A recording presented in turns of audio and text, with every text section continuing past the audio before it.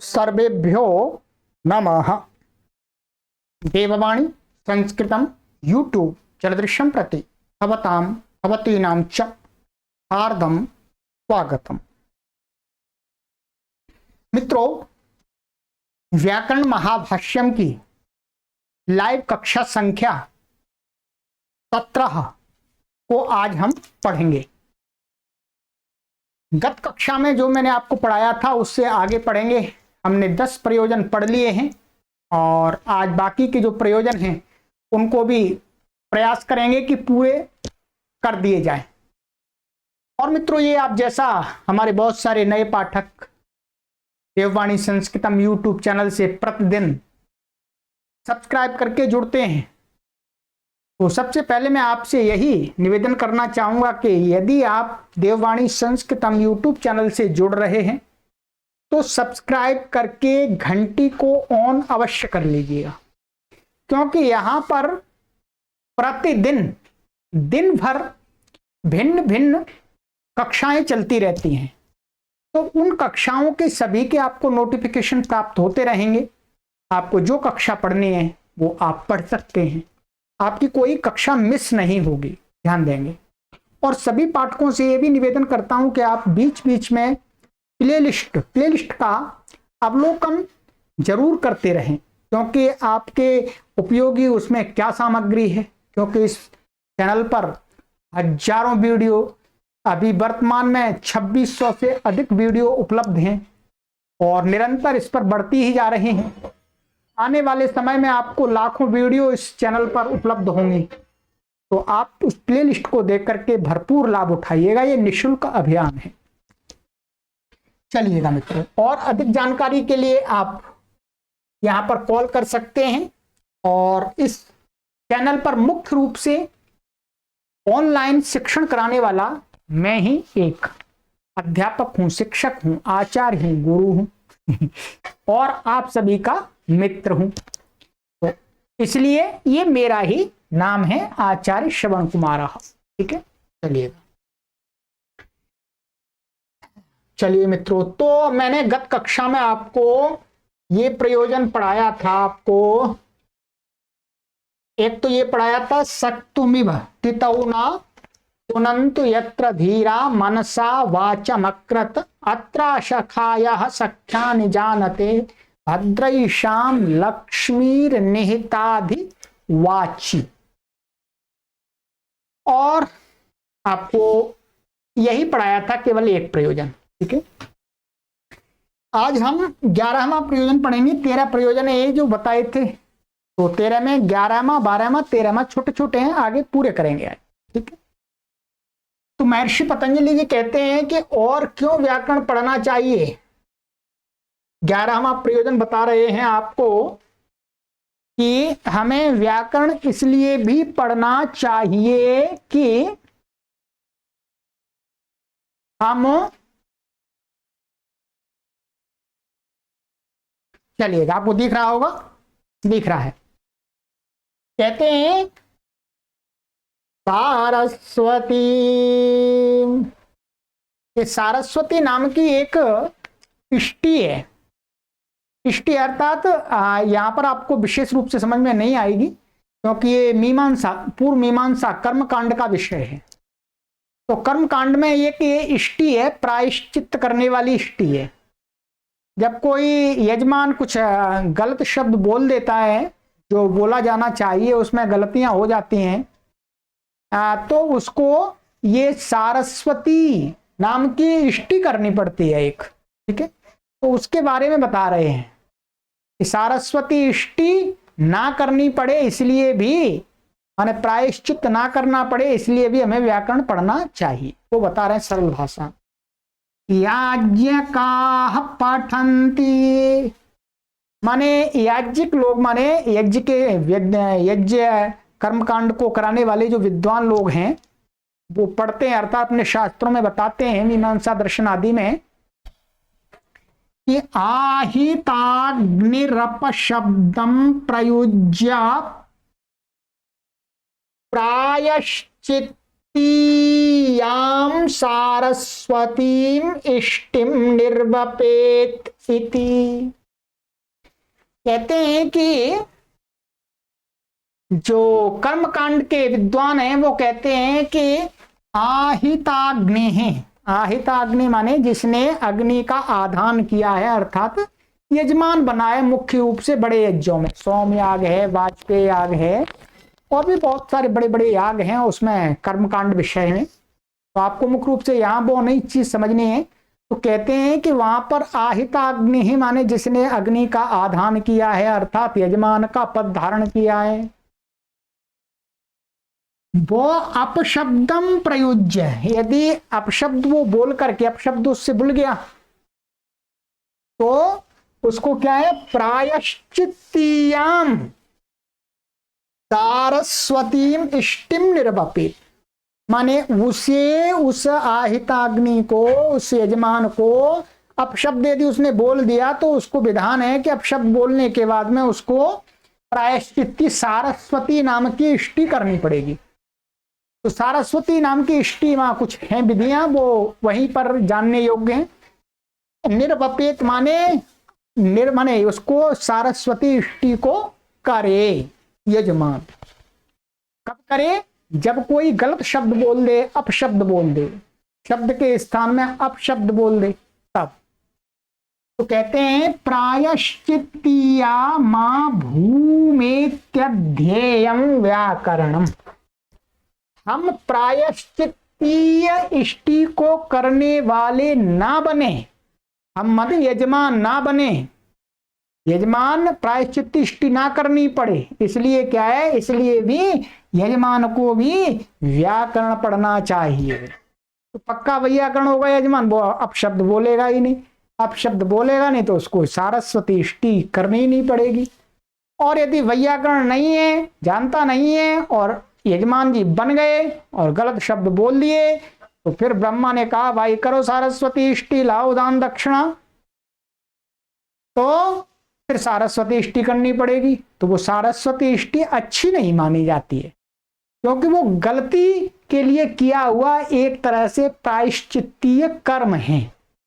तो हमको प्रायश्चित्तीय कर्म ना करने पड़े, हमें ऐसे ना बने, इसलिए भी व्याकरण को हमें अध्येयम माने व्याकरणम, व्याकरण हमें पढ़ना चाहिए। ये आपका 11वां प्रयोजन। चलिएगा आगे, कहते हैं 12वां प्रयोजन। दशम्याम पुत्रस्य, ठीक है, दशम्याम पुत्रस्य।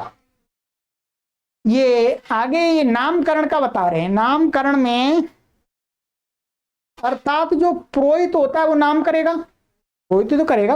वैदिक संस्कृति में जो पुरोहित होता है, जो आपका जो भी पुरोहित है, जो आपके घर में आकर के यज्ञ कराते हैं, पंडित जी महाराज, पंडित जी अर्थात शुद्ध मंत्रों का उच्चारण करते हैं, उसके विषय में है। जब आपके घर में बालक जन्म ले, बालक या बालिका जो भी नव जन्म ले, माने संतान उत्पन्न हो, तो उसके बाद में फिर नामकरण करना होता है। तो संस्कारों में, 16 संस्कारों में जो आपके स्मृति ग्रंथ हैं उनमें, अथवा जो संस्कार विधि आदि हैं उनमें ऐसा बताया गया है कि बालक या बालिका का नाम ऐसा होना चाहिए। वो आपको अभी इसमें बताएंगे। तो बालक और बालिका का नाम इस प्रकार का रखना चाहिए। तो इस प्रकार का वही रख सकता है जो व्याकरण को जानता है। जो व्याकरण को नहीं जानता है वो रख ही नहीं सकता। तो इसलिए पुरोहित को भी अच्छी तरह व्याकरण पढ़ना चाहिए। अब ध्यान कर लीजिएगा, यदि पुरोहित ही करते हैं, अथवा आप जिस पंडित जी को बुला रहे हैं उनको पूछ लीजिएगा क्या आप व्याकरण जानते हैं। आप व्याकरण को जानने वाले पंडित जी को बुलाइएगा, ठीक है, मेरा आपसे यही निवेदन है, ठीक है। ऐसे वैसे को मत बुलाइएगा। जब दक्षिणा देनी है तो अच्छे व्यक्ति को दीजिएगा, ठीक है, जिसने मेहनत की है, जीवन में परिश्रम किया है, ठीक है। आइएगा, कहते हैं याज्ञिका पठंती। याज्ञिका माने वही कर्मकांड के जो पंडित हैं, विद्वान लोग कहते हैं, पढ़ते हैं, माने बताते हैं दशम्युत्तरकालं पुत्रस्य जातस्य नाम विदध्यात् घोषवदाद्यन्तरन्तः स्थम् अवृद्धं त्रिपुरुषानुकमनारि प्रतिष्ठितम्। ठीक है, कहते हैं कि याज्ञिक लोग कहते हैं, कर्मकांड के विद्वान लोग कहते हैं कि भाई दशम्युत्तर कालम, दशम्युत्तर कालम का अर्थ है कि जो नामकरण की क्रिया है, नामकरण की क्रिया है वो क्या है, दशम्युत्तर माने जैसे संतान उत्पन्न हुई उसकी दशरात्रि, दशरात्रि बीत जाने के बाद अगला जो दिन है, ठीक है, दशरात्रि बीत गई माने 10 दिन हो गए तो 11वें दिन, ठीक है, दशम्युत्तर का दशमी रात्रि के उत्तर काल जो है, ठीक है, तो उस माने 11वें दिन, 11वें दिन में क्या करना चाहिए, पुत्रस्य जातस्य, पुत्रस्य का अर्थ है पुत्र अथवा पुत्री, संतान जो उत्पन्न हुई है अपने परिवार घर में, उसका नाम विदध्यात् माने नाम रखना चाहिए, रखना चाहिए अर्थात पंडित जी रखेंगे नाम। ये तो आजकल भी परंपरा चलती है, आजकल थोड़ा ऐसा चलता है कि पंडित जी को पहले ही बता देते ये वाला नाम रखना है, और कहीं कहीं पंडित जी बताता है कि भाई ये नाम रखना है। ठीक है, तो आजकल के पंडित जी भी ऐसा नाम बताने लगे, टिंकू पिंकू सिंकू। ठीक है, तो कहते हैं नाम विदध्यात्, कैसा नाम रखना चाहिए, बताते हैं कि घोषवद आदि, जो नाम का आदि अक्षर है वो कैसा होना चाहिए, घोष वाला होना चाहिए।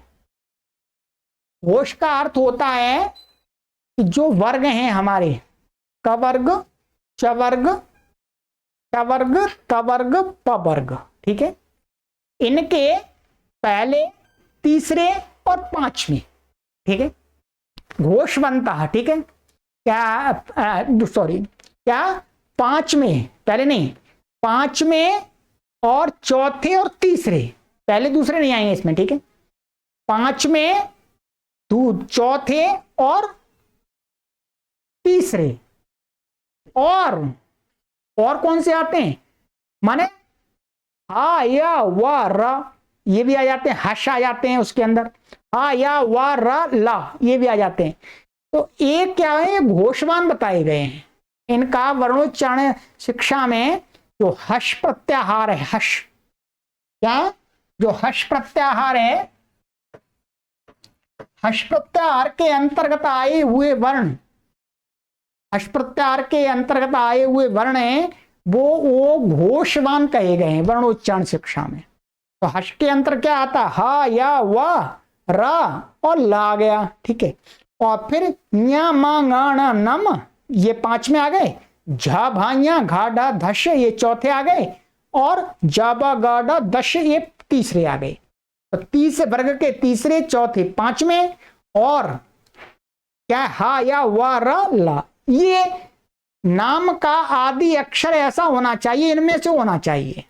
ठीक है, और कहते हैं अंतः अंतस्थम, और बीच में क्या है, नाम के बीच में कोई अक्षर ऐसा अंतस्थ होना चाहिए, या वाला माने अंतस्थ वर्ण होना चाहिए। ठीक है, और क्या है, अवृद्धम माने वृद्ध, माने आ आई औ, ध्यान दीजिएगा, माने नाम के आदि में आ आई औ नहीं होने चाहिए, क्योंकि माने वृद्ध संज्ञा किसकी कही है, माने आ, माने जिसके आदि में आ होता है अथवा आई होती है अथवा औ होता है, माने जिस शब्द के आदि में आ गया, माने अचो में, ठीक है, अचो में जो आदि अच आ गया, आ गया या आई आ गई या औ आ गया, तो वो पूरा समुदाय क्या हो जाता है, वृद्ध संज्ञक हो जाता है। क्या है, वृद्धियस्य चामादिस्तद वृद्धम। ठीक है, तो कहते हैं कि इनमें से माने उसमें नाम में जो पहला स्वर है वो इनमें से नहीं होना चाहिए। अवृद्धम माने वृद्ध संज्ञक शब्द नहीं होना चाहिए। और कहते हैं कि त्रिपुरुषानुकम, जो पिता के 3 पीढ़ी, माने पिता है, पिता की पिछली 3 पीढ़ी, 3 पीढ़ियों में से कोई नाम हो, ऐसा बताया जाता है वहां पर। ठीक है, ये कोई ऐसा नहीं है कि ऐसा नाम रखेंगे तो बहुत ज्यादा पुण्य मिलेंगे, परंतु एक परंपरा में ऐसा बताया गया है। किस कारण से बताया गया है, कुछ कारण होंगे उसके, ठीक है, और उसके ऐसा इतना विशेष भी नहीं है।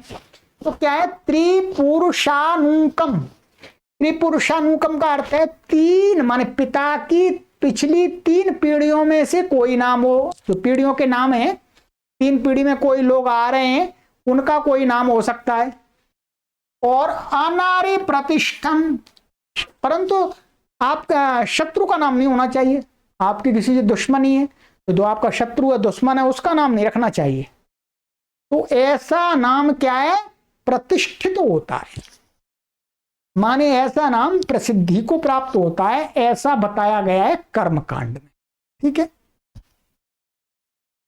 वही कहा तद ही प्रतिष्ठित तमम भवती, माने ऐसा नाम जब रखते हैं आदि अक्षर घोषवान हो, ठीक है, और अंत में अंतस्थ हो और वृद्ध संज्ञक ना हो, ठीक है, और 3 पीढ़ियों का नाम हो, पिता की 3 पीढ़ियों का, तो ऐसा नाम क्या है, समाज में प्रतिष्ठित होता है, अच्छा माना जाता है।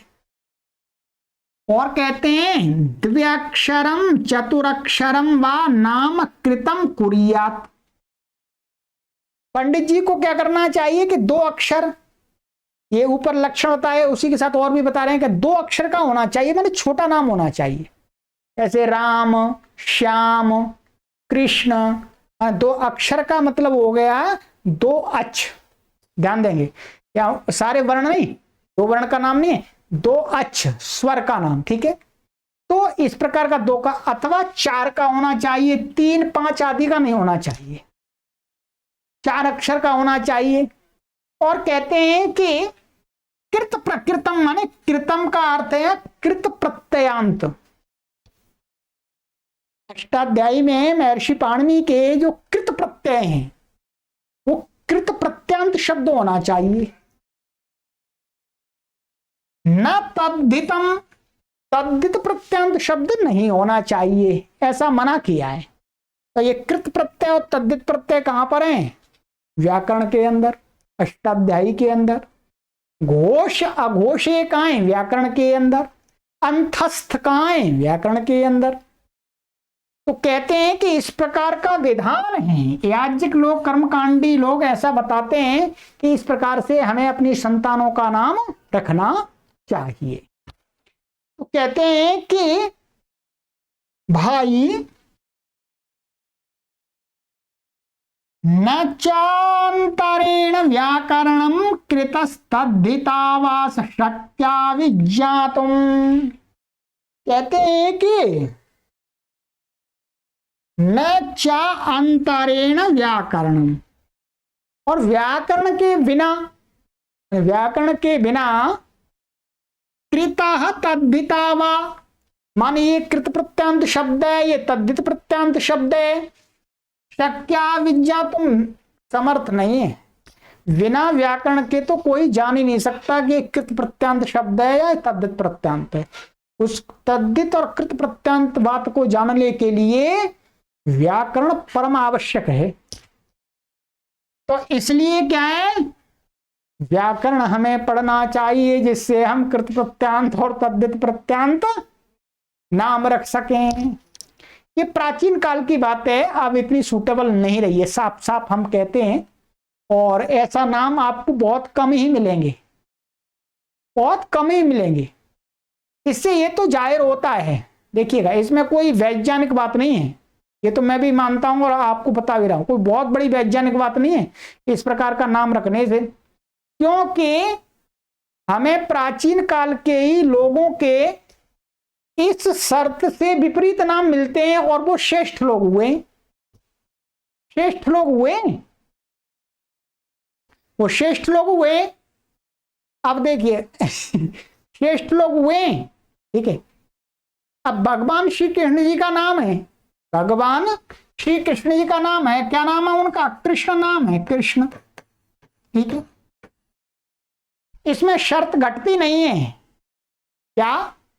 जो अभी नाम वाली शर्त होता है वो घटती नहीं है, इसमें घोषवान नहीं है। ये का सबसे पहला जो वर्ण है वो घोषवान है ही नहीं, पहली वाली वही शर्त हट गई। ठीक है, राम में तो मान लिया, चलो राम तो घोष आ रहा है, ठीक है, ठीक है, परंतु बीच में उसमें भी अंतस्थ नहीं है। ये सारी शर्त तो बड़ा जो प्रसिद्ध लोग हुए उनके किसी में नहीं घटेंगे। ठीक है, तो इसका मतलब है ये कब ये व्यवस्था ऐसी बनी है, जो मानते हैं उसमें हानि भी नहीं है, आप रख दीजिएगा, और नहीं मानते हैं तो कोई बहुत बड़ा ऐसा आपका पाप हो जाएगा, ऐसा पुण्य हो जाएगा। हमारी दृष्टि में ऐसा नहीं है, परंतु यहाँ शास्त्र में हम पढ़ा रहे हैं, इसलिए हम आपको साफ साफ बता भी रहे हैं। इसलिए बता रहे हैं कि कहीं आप ऐसी वाक्य को वावा वाक्यम प्रमाणम न मान लें। ठीक है, रूढ़िवादी ना बन जाए, क्योंकि हम रूढ़िवादी तो बनाते नहीं आपको किसी को, हम आपको ब्रॉड माइंड वाला बनाते हैं। ठीक है, खुली सोच वाला। ठीक है, हम संस्कृत भाषा के प्रचार के माध्यम से आपको कैसा बनाना चाहते हैं कि आपका मन, आपका विचार, आपका चिंतन कैसा हो? वसुधैव, अर्थात वसुधैव कुटुंबकम, संसार हमारा पूरा परिवार है। ठीक है, मैंने आपको बता दिया, ऐसे बहुत सारे उदाहरण मिलेंगे। तो यहां पर हमें ये व्याकरण पढ़ना चाहिए, व्याकरण का एक प्रयोजन बताया वो मैंने आपको समझा दिया। चलिएगा, अब आप अच्छा सा नाम रखिएगा। हम इतना ही कहेंगे आपसे कि आप अपने संतानों का नाम रखें तो सार्थक रखें, बस मीनिंगफुल रखें। ठीक है, और आप वैदिक संस्कृति से जुड़े हुए व्यक्ति हैं, वेदों को मानते हैं, उपनिषदों को मानते हैं, गीता को मानते हैं, तो आप संस्कृत निष्ठ शब्द से ही अपने बालक और बालिकाओं के नाम रखें। इससे आपकी पहचान बनी रहे कि आप वेदों को मानने वाले हैं, आप गीता को मानने वाले हैं, आप ऋषियों की संस्कृति को मानने वाले हैं, ऐसा नाम रख लीजिएगा। ठीक है, टिंकू पिंकू मत रखिएगा। चलिएगा, ये आपका 12वां प्रयोजन हो गया। अब आइएगा 13वां प्रयोजन, अंतिम प्रयोजन। कहते हैं कि सुदेवो असि, माने एक प्रयोजन बताने कि सुदेव माने हम अच्छे देव के साथ हमारा साम्य हो जाए, हम भी अच्छे देव बन जाएं, इसलिए भी व्याकरण पढ़ना चाहिए। उसके लिए महर्षि पतंजलि जी ने ऋग्वेद का 8वें मंडल का 69वें सूक्त का 12वां मंत्र लिया है, और ये बताना चाहा है कि जो स्फोट है वो सुदेव है। माने सुदेव माने वो ब्रह्म स्फोट सुदेव है, तो हमें भी सुदेव बनना है। तो सुदेव बनने के लिए हमें भी उस स्फोट को जानना चाहिए। चलिएगा, आइएगा देखते हैं मंत्र क्या कहता है।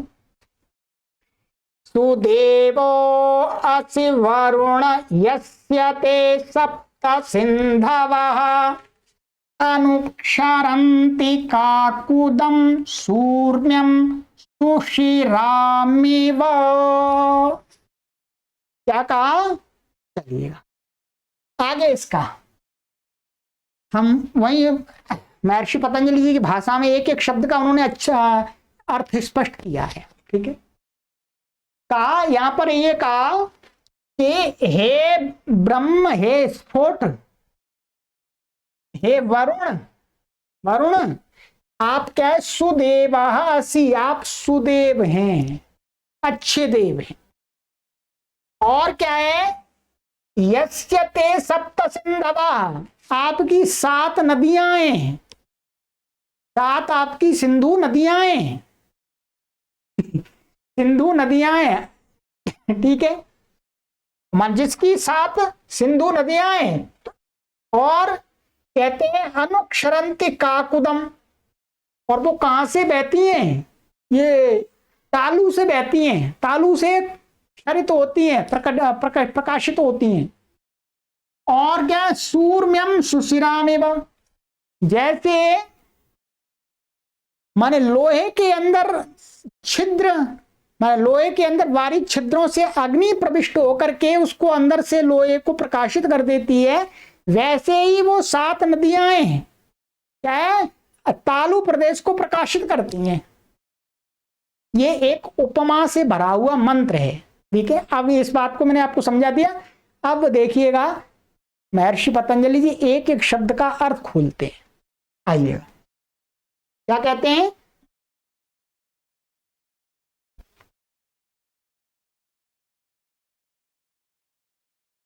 कहते हैं कि सुदेवो असि वरुण सत्य देवोसी।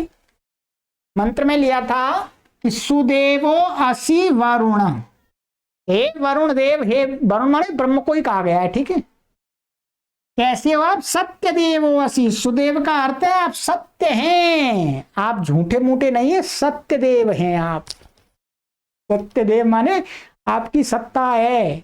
नास्तिक कितना भी चिल्लाएं नहीं है नहीं है नहीं है, पर आप हैं, ये सत्य है, इसलिए आप सत्य देव है। यस्य ते सप्त सिंधवः, ये वहां पर आया था।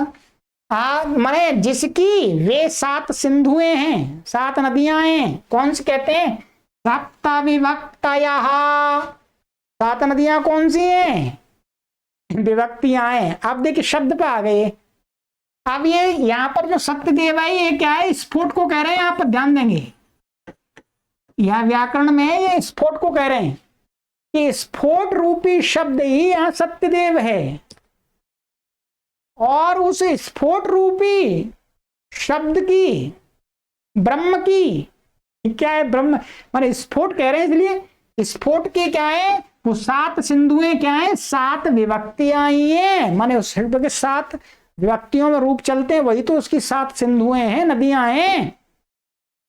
और कहते हैं अनुक्षरंती काकुदम। वो क्या है? काकुद माने तालु से प्रकाशित होती है। तालु से तो वहां करके शब्दों का उच्चारण होता है। काकुदम तालु, काकुदम किसको बोलते हैं? तालु को, पता है आपको। ठीक है, कहते हैं काकुदम माने काकू, काकू, काकू, काकू का अर्थ है जिह्वा। काकू, काकुदम में जो काकू है वो क्या है? जिह्वा। सा अस्मिन उद्यता इति काकुदम। तो जिह्वा जहां से उठती है, जिह्वा जहां से उठती है अर्थात जहां से उसका उठने का स्रोत स्थान है, तो वही काकुद कहलाता। तालु तो जिह्वा का मूल है, वही से मूल से ही तो उठती है वो। तो मूल कहां है? तालु में। तो तालु को ही क्या कहा? काकुदम माने उद्यत माने सा अस्मिन उद्यत माने वो जहां से उठती है। ठीक है, जहां से गति करने के लिए वो अपना मतलब उसका जो गति करने का स्रोत जहां से है तो वो तालु से है, इसलिए कहते हैं उसको काकुद बोलते हैं। सूर्म्यम सुशीरामेवा, ये मंत्र में था। कहते हैं तद यथा, इसी की व्याख्या कर रहे हैं। तद यथा शोभनाम ऊर्मिम सुशीराम अग्नि अंतः प्रविश्य दहति। कहते हैं कि जो ऊर्मी माने तो छिद्र हैं। ठीक है, तो अच्छी ऊर्मी, अच्छे छिद्र हैं, बारीक छिद्र हैं लोहे के अंदर। ठीक है, तो उसमें ही क्या है? अग्नि अंतम प्रवेश, वहीं से अग्नि अंदर प्रवेश कर जाती है। लोहे में दिखते नहीं छिद्र, पर अग्नि प्रवेश करती है, अंदर भी एकदम लाल हो जाता लोहा। तो कहते अग्नि उसमें प्रवेश करके छिद्रों से क्या है? अन प्रविश्य दहती माने अंदर से प्रकाशित करती है। दहती में जलाती है, प्रकाशित करती है, ये अर्थ है। ठीक है, एवं इसी प्रकार से ते सप्त सिंधवा, वो 7 सिंधुएं। कौन सी? सप्त विभक्तया, 7 विभक्तियां ही तो 7 सिंधु हैं।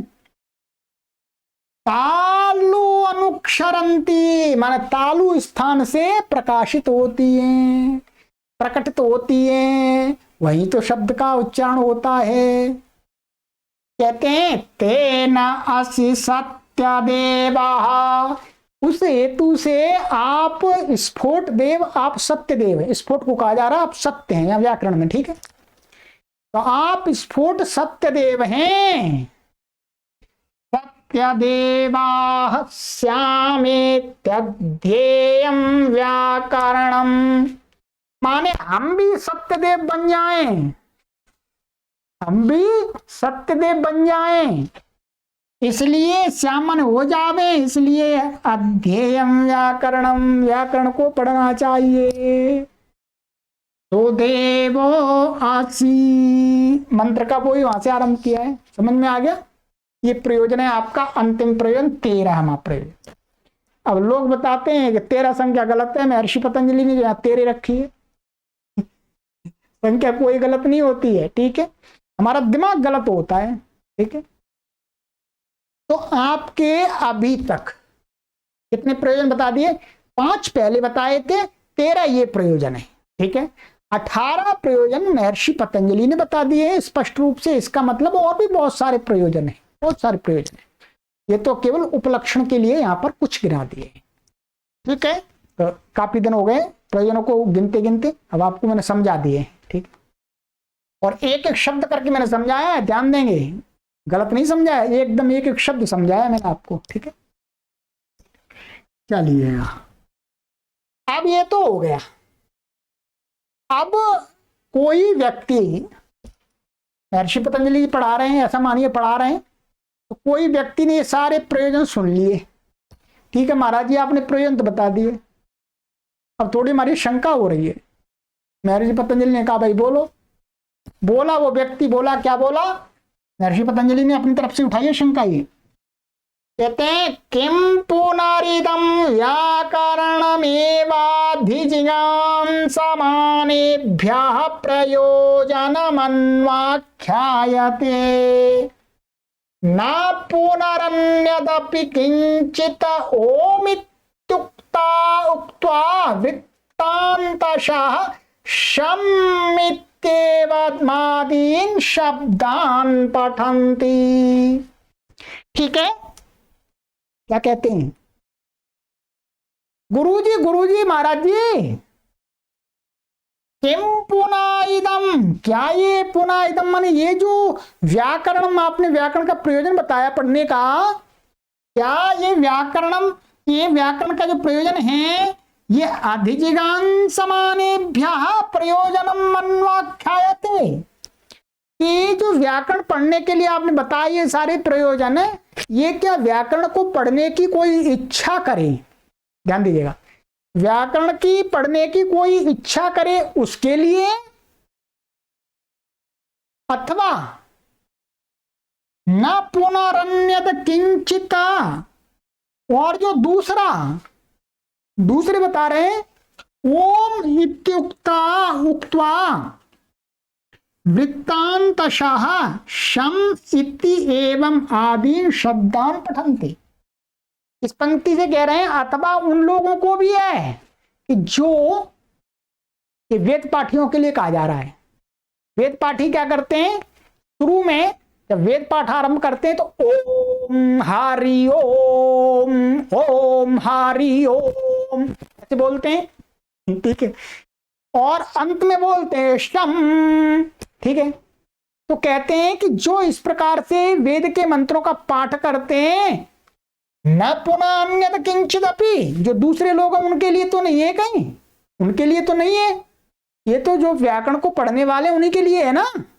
सही बात है क्या? समझ में आया आपको?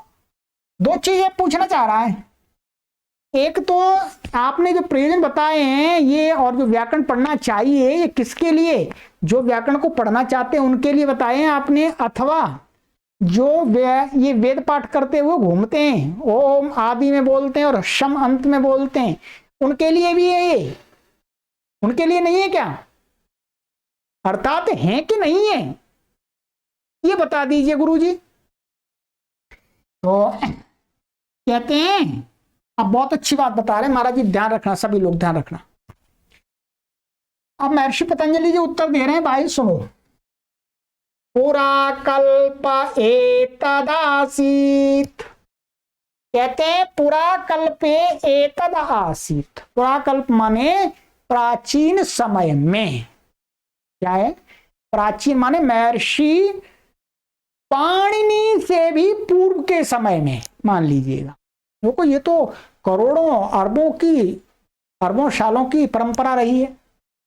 तो कहते हैं पुराकल्प माने प्राचीन काल में एतद आसीत माने इस प्रकार ये था, ये वाली तरीका था। ठीक, क्या तरीका था? संस्कारोत्तर कालम ब्राह्मणा व्याकरणम स्माधीयते, कि पुरा काल में संस्कारोत्तर का अर्थ होता है उपनयन संस्कार के बाद।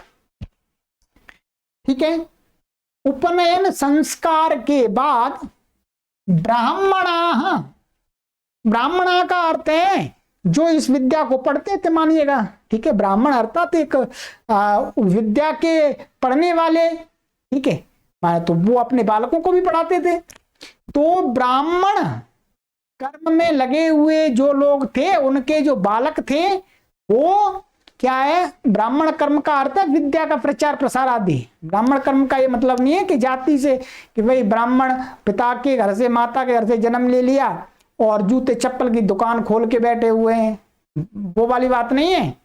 जो ब्राह्मण कर्म करते हुए जीवन यापन करते, उनके बालकों का जब उपनयन संस्कार होता था, तो उसके बाद ही कहते हैं कि व्याकरणम स्माधीयते, व्याकरण उनको वो पढ़ाया जाता था, माने पढ़ते थे वो। ठीक है, वो व्याकरण पढ़ते थे। कब पढ़ते थे? जैसे ही उपनयन संस्कार हुआ वैसे ही पढ़ते थे। माने उपनयन संस्कार होता लगभग 5 वर्ष में, 6 वर्ष में, नहीं लगभग उपनयन संस्कार आपका 8 वर्ष में, कभी 6, उसमें भिन्न भिन्न मत हैं। ठीक है, तो उसमें उतने में तो ब्राह्मण के बालक का लगभग 5 वर्ष में भी लिखा हुआ है, कहीं 7 वर्ष में भी लिखा हुआ है। तो मानिएगा 5 वर्ष मान ले, अर्थात स्कूल में पढ़ने जाता तभी। ठीक है, तभी कहते हैं कि उसको व्याकरण पढ़ने का अवसर मिलता था, व्याकरण पढ़ता था वो जो बालक ब्राह्मण के। कहते हैं तेभ्यः तत्तत स्थान कारणानुप्रदान जेभ्यो वैदिकाः शब्दा उपदिश्यन्ते। तो क्या था? तेभ्यः माने उन ब्राह्मण बालकों के लिए, ब्राह्मण माने पढ़ने के इच्छुक के लिए हम ये कह सकते हैं सीधे। ठीक है, मैं बार बार इसलिए बोलता हूं क्योंकि आजकल सारा उलट पुलट हो गया है, इसलिए हमें वो ही लेना चाहिए। ब्राह्मण माने पठन पाठन में और सामाजिक परोपकार के कार्य में लगे हुए जो लोग हैं, उनके बालक। उनको क्या है, जब व्याकरण पढ़ते थे तो वो क्या है, उनको तत्त स्थान करण माने कौन से वर्ण का कौन सा स्थान है, कौन सा नादान प्रदान आदि, जो घोष आदि जो भी शिक्षा के, वो सारे बचपन में ही जान लेते थे। तो ऐसे सीखे हुए उन ब्राह्मण बालकों को, ब्रह्मचारियों को क्या है, वैदिकाः शब्दा उपदिश्यन्ते, अर्थात उसके बाद में वेदों के शब्दों का उच्चारण सिखाया जाता था। अर्थात वेदों के मंत्रों का उच्चारण, ध्यान दीजिएगा, बहुत बहुत गहरी बात है। वेदों के मंत्रों का उच्चारण उसको कब सिखाया जाता था? जब वो व्याकरण आदि पढ़ लेता था, शिक्षा आदि पढ़ लेता था, व्याकरण स्थान, वर्णों के स्थान आदि ये सारे उसको उपनयन संस्कार के बाद ही बता दिए जाते थे। उसके बाद में उसको वेद के मंत्रों का उच्चारण सिखाया जाता था। ठीक है, तद अद्यत्वे न तथा, कहते हैं वैसा महर्षि पाणिनि के समय में नहीं रहा था। तद अद्यत्व का अर्थ है, अद्यत्व माने महर्षि पाणिनि के समय में, अद्यत्व माने आज नहीं, आज तो है ही नहीं वैसे भी, पाणिनि के समय में भी कहते हैं तद अद्यत्व न तथा, वैसा आजकल नहीं दिखता है। कैसा दिखता है? वेदमधीत्य त्वरिता वक्तारो भवन्ति, आजकल के तो जो धन लोलुप, माने धन को कमाने की इच्छा से, लाओ भाई हम भी मंत्र पाठ सीख लेते हैं, लाओ धन कमाएंगे, ठीक है, तो कहते हैं कि वेदम अधीत त्वरितो वक्तारो भवंती। आजकल तो ऐसा होता है कि जो वेद को, माने वेद के मंत्र थोड़े से सीख लिए उल्टे सीधे, और जल्दी से त्वरिता, माने त्वरिता में जल्दी से, वक्तार माने बोलने वाले हो जाते, वेद पाठ करने वाले हो जाते, वेद पाठी बन जाते हैं। थोड़ा सा कहीं से सुना लिया, स्थान पता नहीं है, उदात्त अनुदात्त स्वरित का पता नहीं है, किसी ने ऐसे ऐसे हाथ देख करके देख लिया, सीख लिया, कहते हैं वेदम अधीत्य त्वरिता वक्तारो भवन्ति। थोड़े से मंत्रों को उच्चारण सीख करके उल्टा सीधा, और कहते हैं कि हम वेद के विद्वान हैं। कहते हैं वेदान वैदिका शब्दा सिद्धा लोकाच लौकिका। और वो क्या कहते हैं, मंत्रों का उच्चारण सीख करके जल्दी से क्या कहते हैं कि भाई हमें व्याकरण पढ़ने की कोई जरूरत नहीं है, कोई जरूरत नहीं। वेदात न वैदिका शब्दा सिद्धा। भाई वेद के जो शब्द हैं उनका ज्ञान, नह माने नो का नह है, नह माने हमारा, हमारे लिए, माने हमारा जो ज्ञान है वैदिक शब्दों का, वो तो हमारा वेद से ही सिद्ध हो जाएगा। वेद के मंत्रों को हमने उच्चारण सीख लिया, छुट्टी, हम शब्द का ज्ञान हो गया जी, और क्या है। और लोक लौकिका, लौकिक जो शब्द हैं उनका लोक से हो जाएगा, सुन सुन करके क्या जरूरत व्याकरण पढ़ने की। अनर्थकम व्याकरण में थी, अरे भाई व्याकरण का क्या, वैसे सिर पीटो उसमें 3 4 5 साल, अनर्थ का कोई लाभ नहीं है, ऐसा कौन बोलते हैं। ये वेदम अधीत त्वरिता वक्तारो भवंती, माने 5-6 महीने में वेद के मंत्रों का उच्चारण गलत आदि सीख करके वो लोग ऐसे बोलते हैं कि भाई हमें व्याकरण पढ़ने की कोई जरूरत नहीं है, हम तो वेद से वेद के शब्दों को सीख लेंगे, लोक से लोक को सीख लेंगे, लोक के शब्दों को सीख लेंगे, वो व्याकरण पढ़े छोड़ो। व्याकरण पढ़ने में अनर्थ है ऐसे ही, और बहुत कठिनाई है। तेभ्या एवं विप्रतिपन्न बुद्धिभ्योऽध्येतृभ्यः सुहृद भूत्वा आचार्य इदं शास्त्रम् अन्वाचष्टे। कहते हैं कि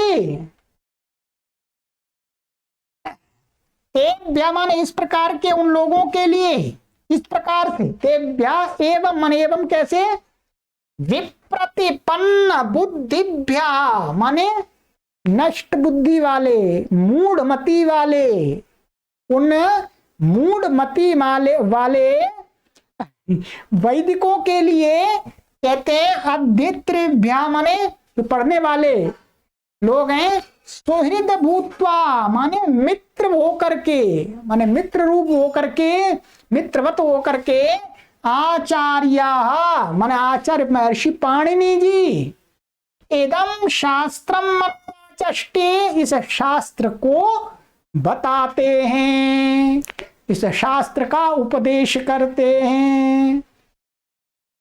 इमानी प्रयोजनानि अध्येयं व्याकरणमिति।